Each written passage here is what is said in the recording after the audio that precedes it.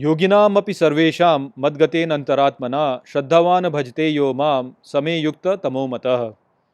नमस्कार मित्रों। ये जो श्लोक है भगवद गीता के छठे अध्याय का 47वां श्लोक है, जिसे हम आज गहराई से समझेंगे। तो आइए सबसे पहले इसके अर्थ को समझते हैं। तो जो श्लोक है वो कहता है, योगिनाम अपि सर्वेषाम, अर्थात योगियों में भी सबसे बलवान, मद्गतेन अंतरात्मना, अर्थात मुझसे जाता है अंतरात्मा में, श्रद्धावान भजते यो माम, अर्थात श्रद्धा के साथ भजता है जो मुझे, समय युक्त तमो मतः, अर्थात वह मुझसे जुड़ा उच्चतम मत का होता है। तो श्री कृष्ण ने पिछले श्लोक में बताया कि योगी जो होता है वह जो तप करने वाले होते हैं, तपस्वी, जो ज्ञानी होते हैं या जो कर्मी होते हैं, उन सभी से उच्चतम होता है।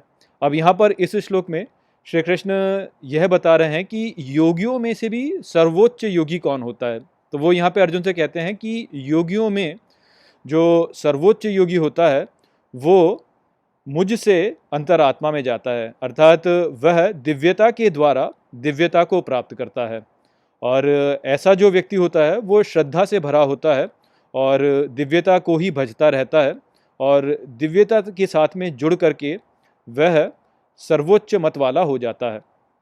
तो यहाँ पर हम इस श्लोक से ये समझ सकते हैं कि जो हमारा जीवन है उसका जो लक्ष्य है वह वास्तव में क्या है। तो हम ये जानते हैं कि हम सभी के भीतर दिव्यता उपस्थित है। यह जो दिव्यता है वही आत्मा है, और क्योंकि हमारे भीतर उपस्थित है इसीलिए उसे अंतरात्मा कहा गया है। तो और सभी के भीतर ये आत्मा जो है वो उपस्थित है, और आत्मा में ही सब कुछ उपस्थित है। तो जो व्यक्ति सर्वोच्च योगी है वह ये जो दिव्यता है इसके द्वारा ही इस दिव्यता को प्राप्त करता है, अर्थात परमात्मा के द्वारा ही वह परमात्मा को प्राप्त करता है। या आप कह सकते हैं कि अपने भीतर की जो दिव्यता है उसको वह परमात्मा के द्वारा ही प्राप्त करता है, परमात्मा के साथ में जुड़ करके।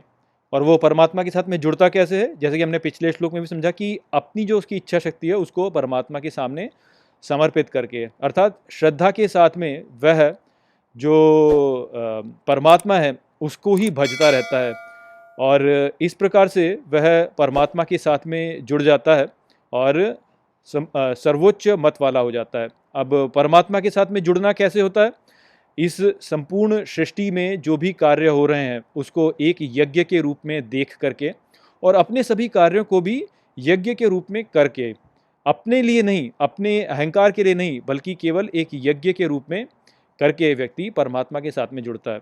तो ये जो कार्य है इसके द्वारा व्यक्ति जो होता है वह दिव्य हो जाता है, और क्योंकि उसकी जो इच्छा शक्ति है और जो परमात्मा की इच्छा शक्ति है वो एक ही हो जाती है, तो इस प्रकार से वह दिव्यता को प्राप्त करके भगवान बन जाता है।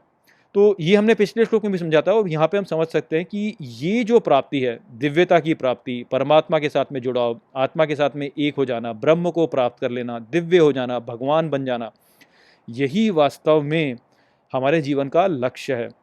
हम अपने जीवन में देखते हैं चारों ओर कि सभी के कुछ ना कुछ रोल मॉडल्स होते हैं।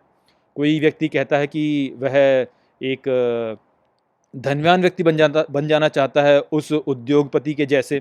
कोई बोलता है कि मैं शक्तिशाली बन जाना चाहता हूँ उस राजनेता के जैसे।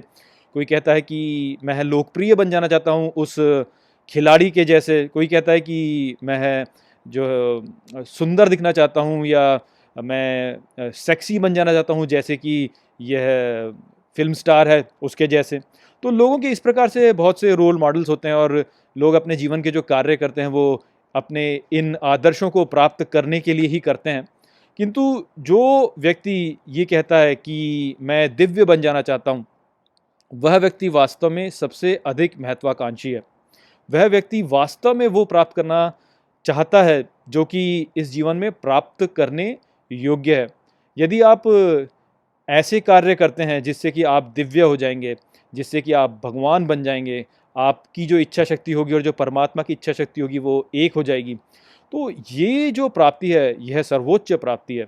जब व्यक्ति ये कहता है कि मैं श्री कृष्ण जैसे दिव्य बन जाना चाहता हूँ, या मैं श्री राम जैसा बन जाना चाहता हूँ, या मैं हनुमान जी जैसा बन जाना चाहता हूँ, या मैं शिव जी जैसा बन जाना चाहता हूँ, या मैं दुर्गा को प्राप्त कर लेना चाहता हूँ, या मैं काली बन जाना चाहता हूँ। इस प्रकार से जब व्यक्ति अपने आदर्शों को बनाता है, जब वह जो हमारे ये देवी देवता हैं उनको प्राप्त करने का प्रयास करता है, क्योंकि हर व्यक्ति का जो गुण है, जैसा कि श्री कृष्ण ने भी कहा कि व्यक्ति का जो कार्य होता है, ज्ञानियों का भी जो कार्य होता है वो उनके गुण के अनुसार होता है। और हमारे जो परंपरा है उसमें बहुत सारे देवी देवता हैं, और इन सभी देवी देवताओं की जो गुण हैं वह एक दूसरे से भिन्न है, किंतु इन गुणों के द्वारा ही हम जो दिव्यता है उसको प्राप्त कर सकते हैं। तो अपने गुणों के अनुसार अपने इष्ट देवता को प्राप्त करने का जो प्रयास है वो भी योग का ही प्रयास है। और इस प्रकार से दिव्य बन जाना, अपने अपने इष्ट देवता जैसा बन जाना, श्री कृष्ण जैसा बन जाना, या शिव जी जैसा बन जाना, या श्री राम जैसा बन जाना, हनुमान जी जैसा बन जाना, या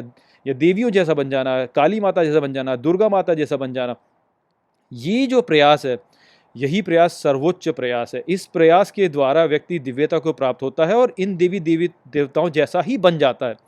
और यदि व्यक्ति ऐसे देवी देवता बन सकता है तो फिर वो किसी कंपनी का सीईओ या राजनेता बनने को क्यों पीछे जाता है? वो जो प्राप्ति है वह इस दिव्यता की प्राप्ति के सामने कुछ भी नहीं है। तो जो सर्वोच्च योगी होता है वह दिव्यता की प्राप्ति चाहता है, वो दिव्यता के पीछे जाता है, और इस प्रकार का जो व्यक्ति होता है वही सर्वोच्च मत वाला होता है। तो हमें भी अपने जीवन में जो प्रयास करना चाहिए वो इस दिव्यता को प्राप्त करने का प्रयास करना चाहिए। यदि हम इस दिव्यता को प्राप्त करने का प्रयास करेंगे तभी हम वास्तव में अपने जीवन का अच्छा उपयोग कर रहे होंगे, और जीवन में जो प्राप्त करने योग्य है उसके पीछे जा रहे होंगे। यही सर्वोच्च मत है। तो ये छठे अध्याय का अंतिम श्लोक था, और यहाँ पर हमने छठे अध्याय के सभी श्लोकों का अध्ययन कर लिया है। अब अगला जो वीडियो होगा उसमें मैं आप सभी के सामने इस अध्याय का सार प्रस्तुत करूँगा। आशा करता हूँ कि मैंने इस श्लोक को आपको अच्छे से समझा दिया होगा, और जो पिछले सभी श्लोक हैं उनको भी अच्छे से समझा दिया होगा। चलिए इसी के साथ इस वीडियो को हम यहीं पे समाप्त करते हैं। नमस्ते। वीडियो को अंत तक देखने के लिए धन्यवाद। यदि आपको ये वीडियो पसंद आया हो तो इसको अपने प्रियजनों के साथ में साझा करें और इस ज्ञान को और फैलाएं। यदि आपके पास कोई भी प्रश्न है तो मुझसे इंस्टाग्राम पर जुड़िए। वहाँ पर मैं हर शनिवार रात को एक लाइव Q&A सेशन रखता हूँ, और आप मुझसे वहाँ पर अपने प्रश्न पूछ सकते हैं। जय श्री कृष्ण।